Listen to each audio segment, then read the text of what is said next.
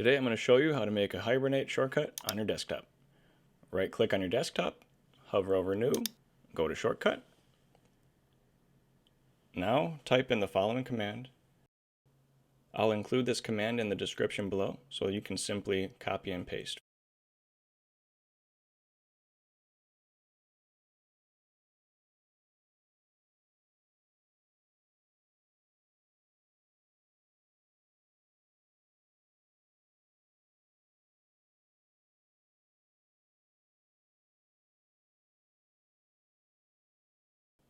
Now hit Next, and here we're going to name the file.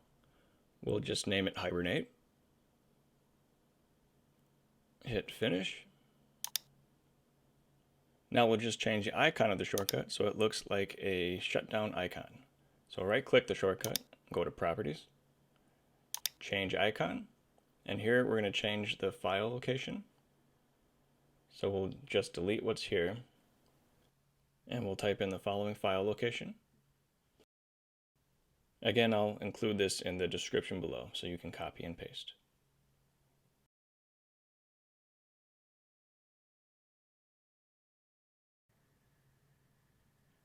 Now hit Enter, and it'll bring up a file full of icons, and we'll select the shutdown icon, click OK, Apply, and OK.